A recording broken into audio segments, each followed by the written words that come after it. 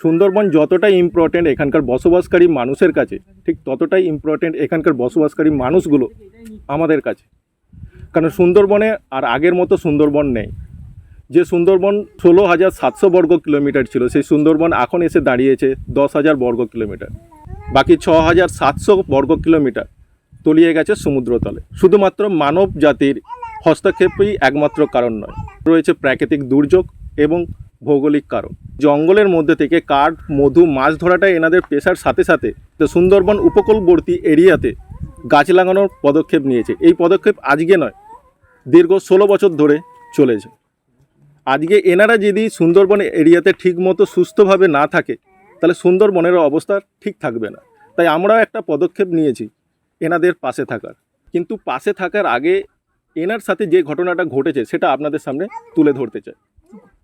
তো আপনার নামটা একটু বলবেন? জ্যোৎস্না মণ্ডল। তো ঘটনাটা কি হয়েছিল? ওরা ওই মাছ কাঁকড়া মারতে গেছিল জঙ্গলে। একটু জোরে বলবেন। মাছ আর কাঁকড়া মারতে গেছিল জঙ্গলে। আচ্ছা, এটা কতদিন আগেকার? এটা ফাল্গুন মাস। এই বছর? তারপর ওরা 4 জন করে যায়, তা সেবারে 3 জন গিয়েছিল।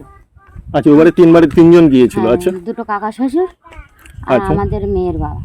আচ্ছা, তো দাদার নাম কি? ননীগোপাল মণ্ডল। ননীগোপাল মণ্ডল। তারপর কিভাবে কি জানতে পারলেন ওখানে? ওরা কদিনের জন্য জঙ্গল করতে গিয়েছে? ওরা ওই শনিবারের দিন বাড়িতে গেছিল, সেদিন শিবরাত্রি ছিল।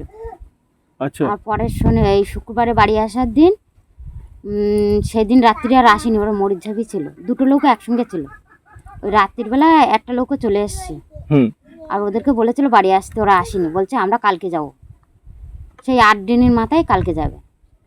তারপরে ওই শনিবার দিন বাড়ি ফেরার পথে ওই ঘটনাটা ঘটেছে। আপনারা জানতে পারলেন কখন?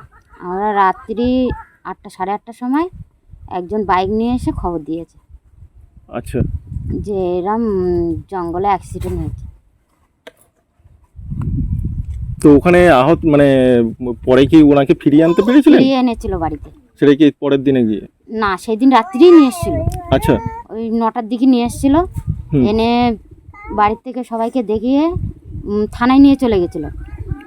পাখিরালয় থানা? না, আমাদের কোস্টাল থানায়, এই মোল্লাখালী থানা। আচ্ছা, রাত্রিবেলা নিয়ে চলে গেছিল। তারপরে সকালবেলায় আমি আবার গেলি, হচ্ছে কি আমাকে দেখে ওখান থেকে ফটো তুলে নিয়ে তারপরে ওই লাশ ওখান থেকে পোস্টমর্টম করতে কলকাতায় নিয়ে চলে গেছিলো। আচ্ছা, তারপর সেখান থেকে পোস্টমর্টম করে কলকাতায় ওখানে ডাউন করে দিয়েছে। মানে এরকমই আগে মানে কতদিন ধরে এইভাবে জঙ্গলের মধ্যে এই কাজগুলো করতেন দাদা? আন্দামানে কাজ করে, বাইরে কাজ করে, জঙ্গল সেরকম করে না।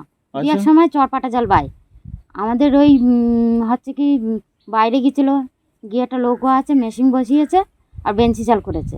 বাইরে কোনোদিন যায় না মাছ কাঁকড়া মারতে, এমনি টুকটাক জাল। হ্যাঁ, আর ওই পুজোর সময় বাড়ি আসছে, দুর্গা পুজোর সময়। আচ্ছা, আন্দামানের থেকে এসে ওই বেঞ্চি জাল ধরবে বলে, কাছি কিনবে বলে, টাকা নেই বলে, তাই ওই কাকা শ্বশুরদের সঙ্গে গেছে। আমি বারণ করেছিলাম যেতে, তাও শুনিনি। তো আর যার সাথে গিয়েছিল মানে কাকা শ্বশুরের সাথে গিয়েছিল, তারা ভালো রয়েছে, তাদের কিছু হয় না, তারা ফিরে এসেছে।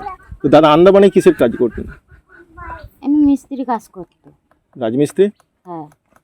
তো তারপর থেকে এখানে কোনো পলিটিক্যাল লিডার বা অন্য কোনো থেকে হেল্প পেয়েছেন নাকি? কোনো সাহায্য পেয়েছেন এখান থেকে? সাহায্য বলছি, এক জায়গার থেকে এসেছিল, 2000 টাকা দিয়েছিল, কিছু জিনিসপত্র দিয়েছিল, খাওয়ার জিনিসপত্র। আচ্ছা, দিয়ে তারা ভিডিও করে নিয়েছিল। আর ভিডিও থেকে এসেছিল ওরা, ভিডিও থেকে এসেছিল? হ্যাঁ, এসে খাবার দাবার কিছু দিয়ে গেছিলো, চাল টাল আনতে, জিনিসপত্র। তো এটা আপনার মেয়ে হয়? হ্যাঁ। নাম কি? বৈশাখী মণ্ডল। কোন ক্লাস? ক্লাস 5-এ। তো এর টিউশন আছে? হ্যাঁ, মেয়েটাকে টিউশনে দিয়েছেন। তো বাচ্চা খরচা কিভাবে ম্যানেজ হচ্ছে? কিছু আপনি কিছু কাজ টাজ করছেন এরকম কিছু? আমি কোনো কাজ টাজ করছি না, কি কাজ করবে এখানে? কোনো একটা ছেলে আছে 13 বছর বয়স। আচ্ছা, আর এই মেয়েটা এই 11 বছর বয়স। সুন্দরবন বাঁচানোর সাথে সাথে এইসব মানুষের প্রতি আমাদের কিছু দায়বদ্ধতা রয়ে যায়। তাই আমাদের মাইলস্টোন গ্রুপের তরফ থেকে আর্থিক দিক দিয়ে সহযোগিতা করতে চাই। আশা করি উনি ওটা গ্রহণ করবেন। এটা আপনি থাকুন। আমরা এনাকে প্রমিস করে যাচ্ছি এনার প্রতি মাসে কিছু টাকা এনার অ্যাকাউন্টে পাঠানোর জন্য, এবং আপনিও চাইলে এনার পাশে এসে দাঁড়াতে পারেন। আপনি যে কোনোভাবে এনাকে হেল্প করতে পারেন। ডেসক্রিপশনে এনার ব্যাংকিং ডিটেলস রয়েছে, আপনি চাইলে এনার হেল্প করুন। আর যদি সেটাও না পারেন তাহলে কমসে কম একটা লাইক অথবা একটা শেয়ার করে এই ভিডিওটাকে 4 জনের কাছে আপনি ফরওয়ার্ড করতে পারেন। তাতে কি হবে, আপনি না হেল্প করতে পারলেও ওই 4 জনের মধ্যে কোনো একজন যদি হেল্প করে তাহলে ওই হেল্পের পেছনে আপনারও একটা অবদান থাকবে। সো বন্ধুরা, আজকের ভিডিওটা এতটাই। আবার দেখাবে অন্য কোনো ভিডিওতে। আপাতত বিদায় নিচ্ছে আপনাদের বন্ধু পরেশ। ভালো থাকবেন, সুস্থ থাকবেন, ভালো ভাববেন, ভালো ভাবাবেন। জয় হিন্দ, বন্দে মাতরম।